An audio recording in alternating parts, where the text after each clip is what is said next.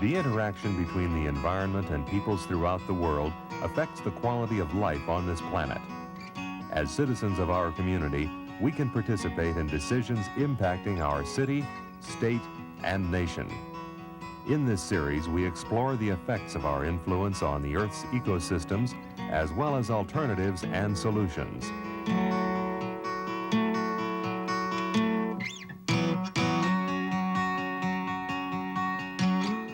This is Eco News with your host, Nancy Pearlman.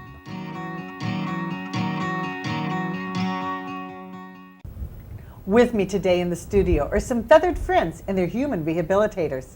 These birds of prey can no longer be released into the wild, yet they can educate us about the need to protect their habitat and other wild animals. But before we hear their stories, let's have a brief news report from the Texas Parks and Wildlife Department. It's midnight in the swamp, and while most folks are fast asleep, these wildlife biologists are on the hunt for American alligators. They want to find out what these feisty gators are feasting on. They may be eating many of the mottled ducks that live in this same habitat. In 1996, our department initiated a mottled duck research banding project along the Texas coast. During that time, occasionally we saw American alligators consume mottled ducks that we had just released, and we were wondering if that happens when we're banding mottled ducks, what's going on in the marsh when we're not there. The mottled duck is the only waterfowl species that spends its whole life here in Texas. Since their numbers have been dropping since the 80s, we've got major concerns, and we've done extensive research trying to improve the critical needs of the mottled duck. Data from the early 70s shows most alligators could only be found in a small pocket of southeast Texas. Now their range has expanded dramatically, with an estimated population of more than 300,000. The current study will determine if they are partly to blame for the drop in mottled duck numbers. After the alligators are caught, the biologists carefully bag them on board and head back to land to find out what these reptiles are eating. Nice to and do wide. this, they must flush the gators' stomachs.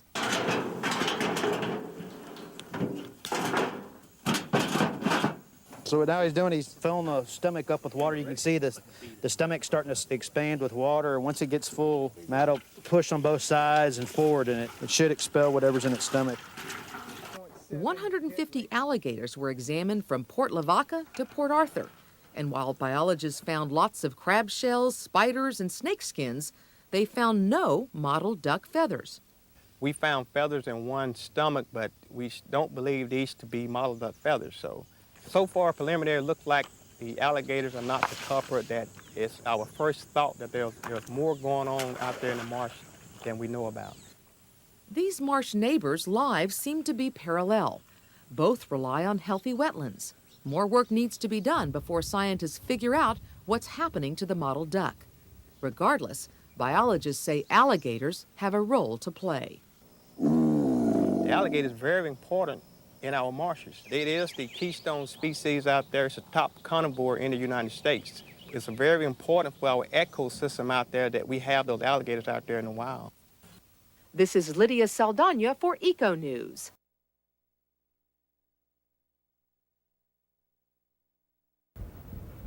My guests today are from the nonprofit organization South Bay Wildlife Rehabilitation. Christina Jones is the assistant director, and Jen Feyder is the associate director. Welcome, it's a pleasure to have you with us. Thank you. It's a pleasure to be here.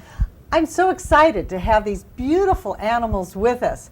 Now, this is an owl, of course. I see it moving its head.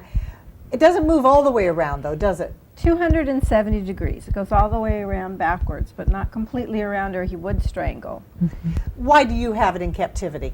This bird came to us as a baby, and the mother actually had string in the nest, and it wrapped around several of the toes and cut off the circulation. So by the time that we got her, a couple toes had come off. This one is missing part of his toe, and without the toes to hunt with, this bird needs those feet to hunt and to be able to perch. This bird wouldn't survive in the wild. It really needs those very sharp talons. Talons, that's what you call it. That's why you have the leather glove. Yes. And they can hurt. Oh, yeah. I mean, they can kill, That's how they grab it? Yes, they grab with their feet, and those talons do squeeze. They have very, very, very strong feet. How big an animal can they capture? Something about their size, they'll catch skunks, they'll catch young raccoons, they'll go for something smaller like gophers and rats, a mouse. Anything that's moving, they'll go after it. Where do we find these in the wild? All over North America. All of North America. They do very well in any climate. They're built for any climate, and they have learned to adapt in areas where you wouldn't think they would be, such as the cities. They do really well in the cities as they do in the forest. So that means this animal's not endangered. correct.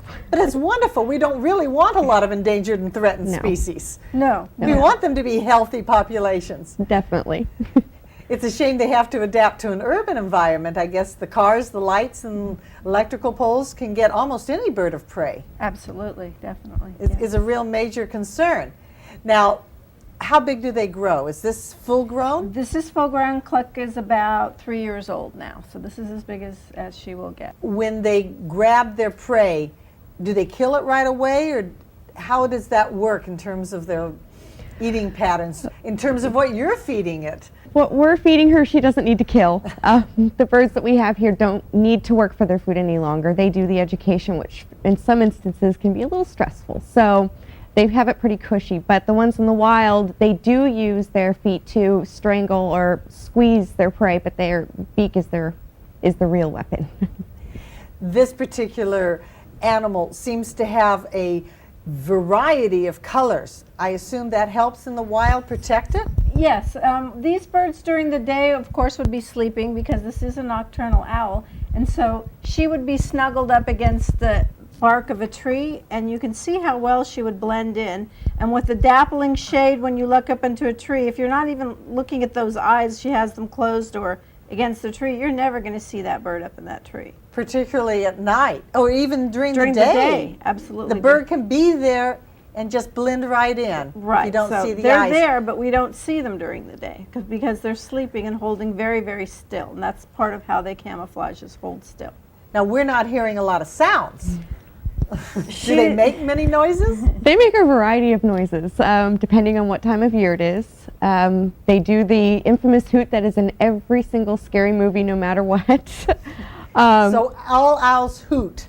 Most owls do. Yeah. This particular owl hoots. There are other owls that make other noises, but great horned owls are infamous for their hoot. They